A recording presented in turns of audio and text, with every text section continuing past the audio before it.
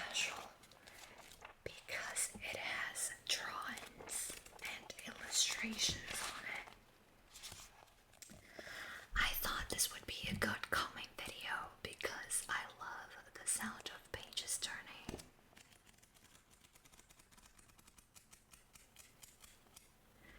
So, if you were looking for a nice, chill story for you to listen to before bed or for you to calm down your nerves, maybe this is it. Okay, let's do it.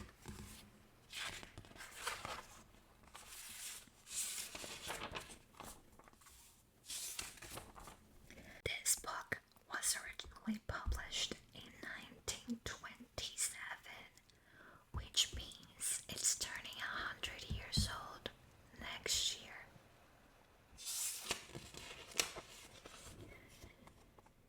This version is a little newer though. This is from 2015, so barely over 11 years.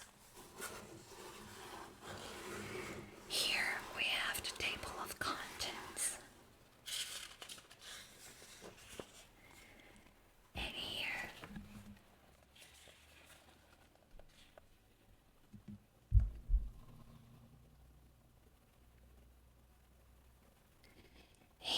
we have some nice drawings.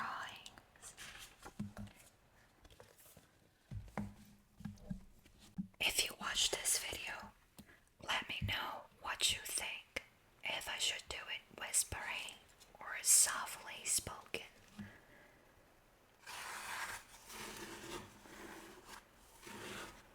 This is not my ideal book video set yet. I have a yellow light over here to try and make it a little cozy. But I might adjust this as we go. This is just what I have with me. Anyway, let's begin. Chapter 1. Down the Rabbit Hole. Alice was beginning to get very tired of sitting by her sister on the bank and of having nothing to do. Once or twice she had peeped into the book her sister was reading, but it had no pictures or conversations in it. And what is the use of a book, thought Alice, without pictures or conversations?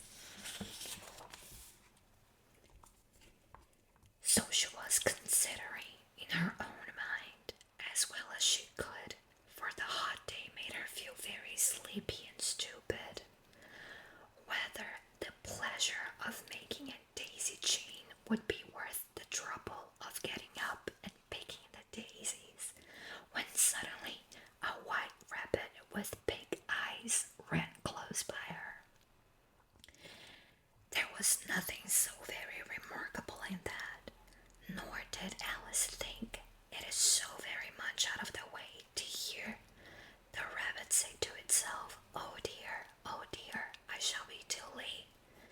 When she thought it over afterwards, it occurred to her that she ought to have wondered at this, but at the time it all seemed quite natural.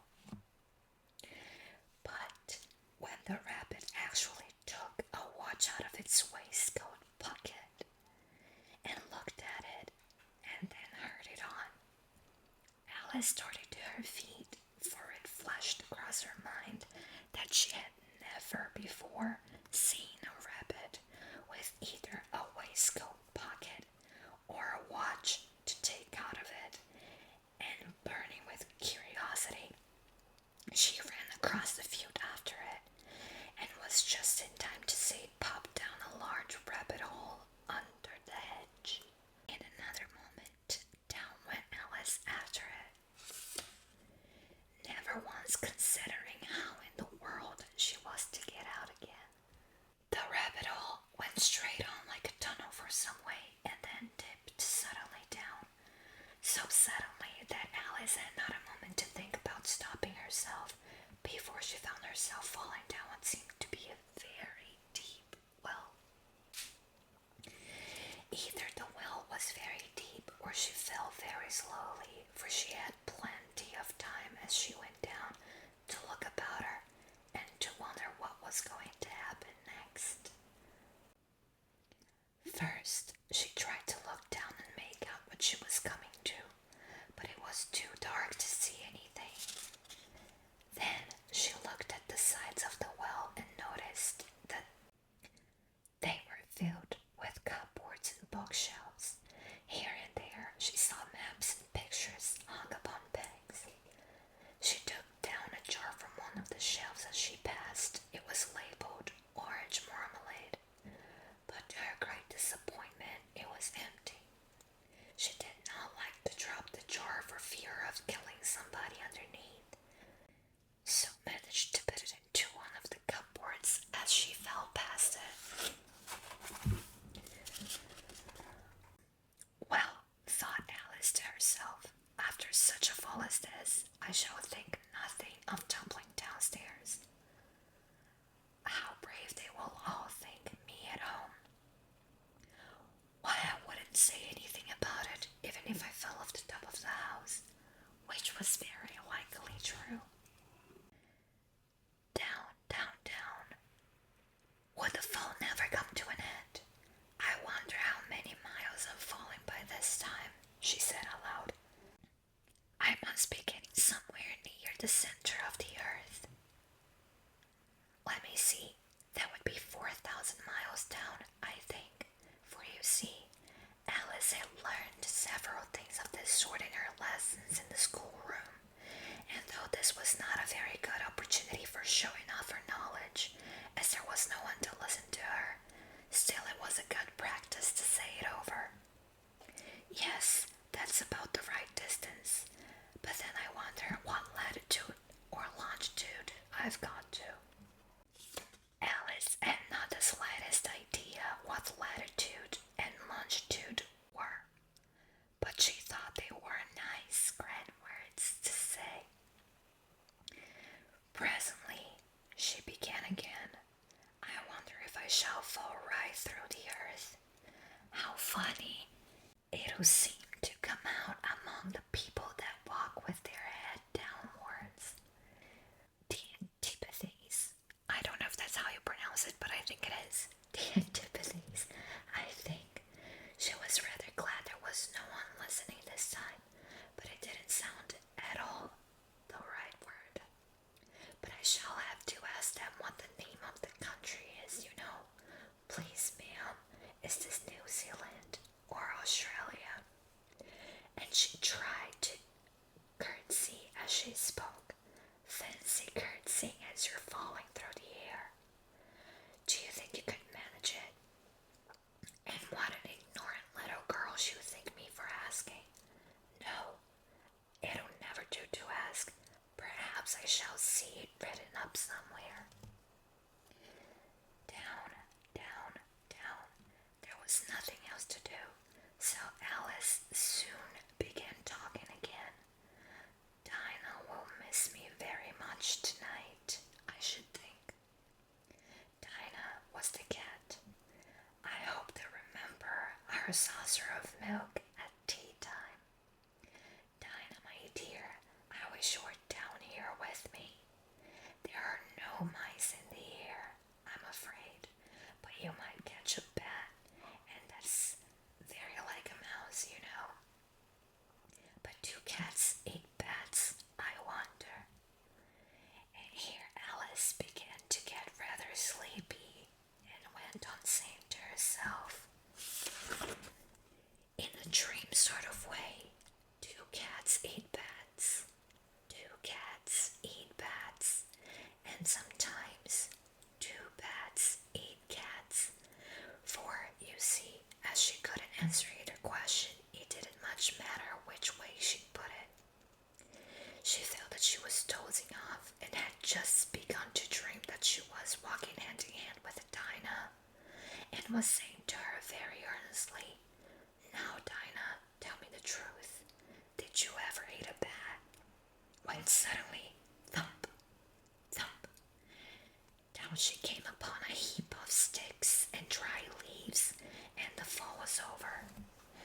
Alice was not a bit hurt, and she jumped up to her feet in a moment. She looked up, but it was all dark overhead. Before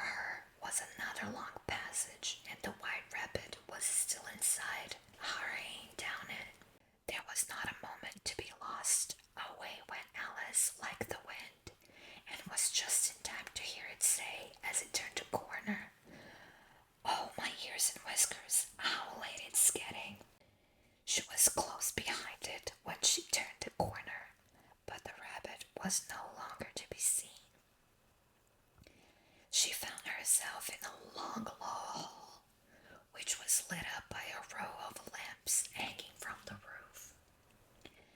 There were doors all around the hall, but they were all locked, and when Alice had been all the way down one side and up the other trying every door, she walked steadily down the middle, wondering how she was ever going to get out again. Suddenly, she came upon a little three-legged table, all made of solid glass. There was nothing on it but a tiny golden key, and Alice's first idea was that this might belong to one of the doors of the hall. But Alice, either the locks were too large or the key was too small, but at any rate it would not open any of them. However, on the second time round, she came upon a low curtain she had not noticed before, and behind it was a little door about 15 inches high. She tried the little golden key in the lock, and to her great delight, it fitted. Alice opened the door and found that it led into a small passage, not much larger than the red hall. She knelt down and looked along the passage into the loveliest garden you ever saw. How she longed to get out of that dark hall and wander about among those beds of bright flowers and those cool fountains, but she could not even get her head through the doorway.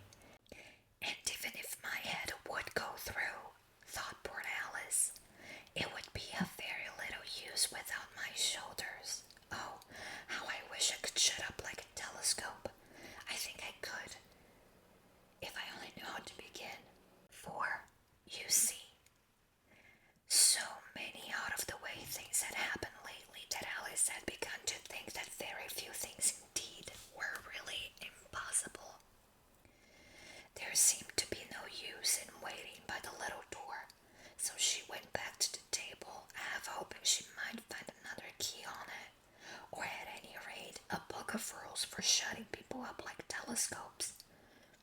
This time she found a little bottle on it, which certainly was not there before, said Alice, and tied round the neck of the bottle was a paper label with the words, "Drink me," beautifully printed on it in large letters. It was all very well to say, "Drink me," but the wise little Alice was not going to do that in a hurry.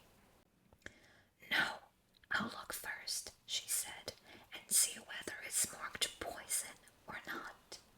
For she had read several nice little stories about children who had gotten burned and eaten up by wild beasts and other unpleasant things, all because they would not remember the simple rules their friends had taught them, such as that a red-hot poker will burn you if you hold it too long, and that if you cut your finger very deeply with a knife, it usually bleeds, and she had never forgotten that if you drink much from a bottle marked poison, it is almost certain to disagree with you sooner or later.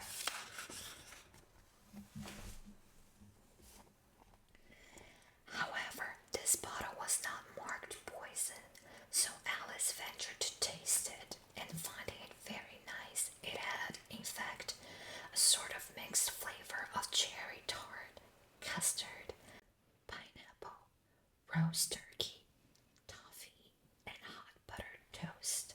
She very soon finished it off. "What a curious feeling," said Alice. "I must be shutting up like a telescope." And so it was indeed. She was now only 10 inches high, and her face brightened up at the thought that she was now the right size for going through the little door into the lovely garden. First, however, she waited for a few minutes to see if she was going to shrink any further.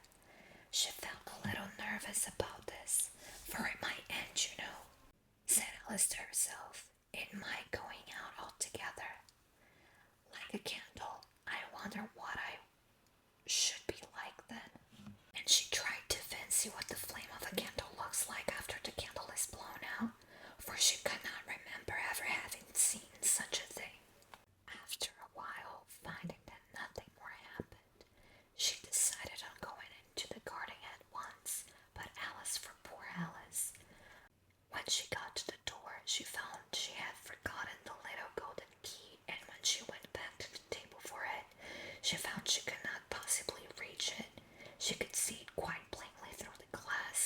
she tried her best to climb up one of the legs of the table.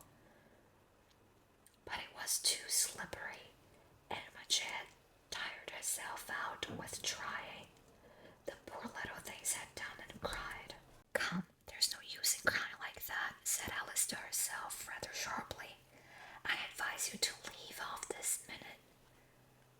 She generally gave herself very good advice, though she very seldom followed it, and sometimes she scolded herself so severely as to bring tears into her eyes, and once she remembered trying to box her own ears for having cheated herself in a game of croquet. She was playing against herself, for this curious child was very fond of pretending to be two people. But it's no use now, thought poor Alice, to pretend to be two people. Why, there's hardly enough of me left to make one respectable person. Soon her eye fell on a little glass box that was lying under the table.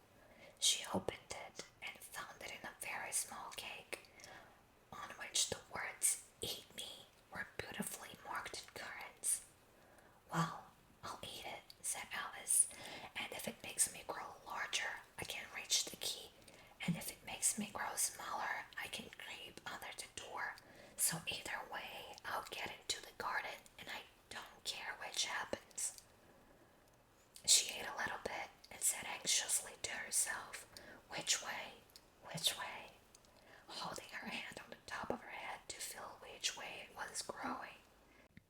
And she was quite surprised to find that she remained the same size.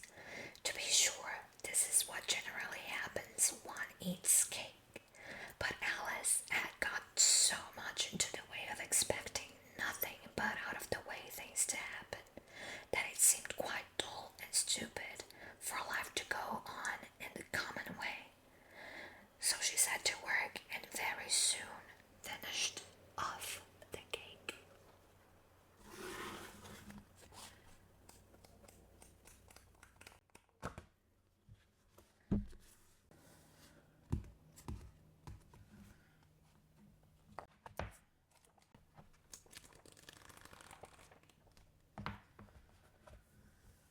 Well, my friends, that concludes chapter 1 of Alice's Adventures in Wonderland. I hope you enjoyed this format, and if there is anyone watching, let me know in the comments.